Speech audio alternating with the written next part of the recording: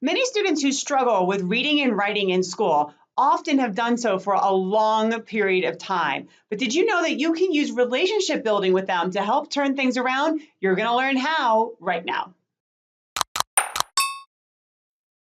Hi, everybody. I'm Lee Hall from Literacy Teachers, and I'm all about helping you inspire, motivate, and change how your students read and write for academic success. Today, we're going to hear from Erin Silcox, and she's going to be sharing with us an example from her own teaching practice about working with a student to develop a relationship to help him gain more confidence in his abilities in what he was doing in school. So let's go hear what she has to say. I had a student last year who had suffered a traumatic brain injury as a sixth grader. The student was in 10th grade, and when he was in sixth grade and he suffered this traumatic brain injury, he and maybe other people convinced him that he was not capable of learning new literacy tasks, learning new science content and skills, or social studies content or skills, or anything except for math. And so, as you can imagine, his levels of achievement had frozen at the sixth grade level, all because, yes, he had a traumatic brain injury that made remembering things really difficult, and processing pretty difficult, but what he had been telling himself, the mathematical abilities still came easy. They had always been easy for him, and it resulted in him being able to continue to learn mathematical concepts and at the same time shutting everything else out. So I got this 10th grader who was achieving at the sixth grade level in my classes. I taught science and some general ed electives, and he was very convinced that he wasn't going to be able to learn and would then shut down. And when I'd ask him to do anything that was even slightly challenging, he would stop and completely shut down and become nonverbal. Sometimes he'd walk out, but more so he would just totally shut down and wouldn't respond to me. The bottom line was he wasn't used to pushing himself through anything that was uncomfortable or that he convinced himself was going to be difficult. So it was like the moment something got slightly difficult, he would just stop and put on the brakes. So, where does relationship come in? Well, this student was actually, luckily, really friendly and congenial.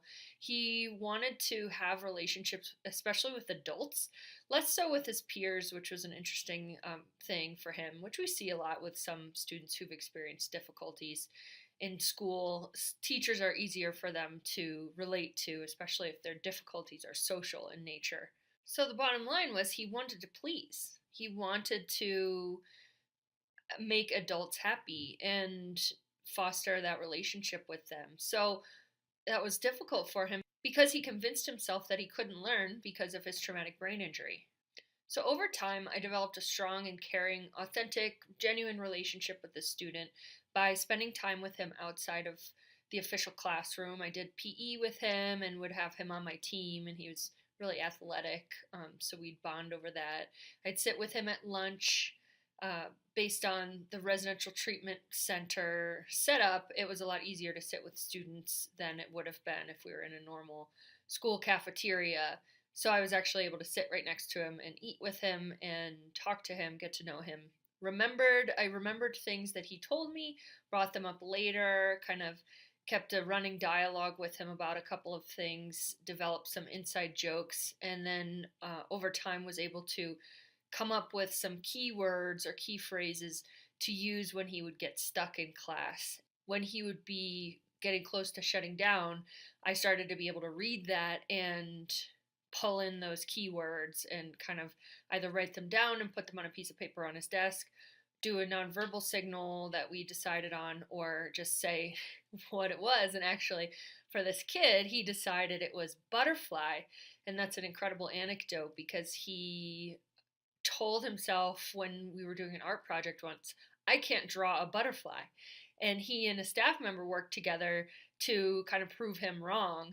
And he drew this beautiful butterfly. And so it was a really meaningful key word, however silly for a teen boy. But he said say butterfly, and I'll know, hey, I'm headed towards shutting down. I can do something about this. As the relationship developed and over time, kind of like with the butterfly example, I found ways to prove him wrong and to show him, hey, you worked really hard on this. You came into this thinking you weren't going to be able to do it. You persevered, you used your resources, you asked for help, you accomplished something, and you learned something and remembered it a few days later. Isn't that different from what you're telling yourself? So I found examples like that over and over again within the classroom with this student.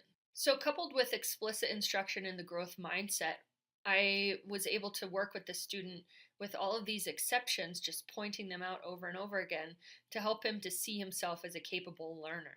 When this student finally graduated from the residential treatment center where I was working with him, he was totally convinced that he could rewire his brain, and he had actually started convincing other children, other students, that they could also work hard and rewire their brain. And there are all these different strategies you can use to kind of trick yourself into unlearning all of the bad things that you've learned about yourself and develop a better self concept. So, with this student, I leveraged a relationship to get to know him, to teach him more about himself, and to show him all of the exceptions of the things that he thought he couldn't do that he actually could do. And I think he and I worked together to change his trajectory in life completely. I definitely didn't work alone with this, but it was a lot of the work that I had done with growth mindset that drove that aspect of the relationship in that direction. So if you like this video, click here for the next one.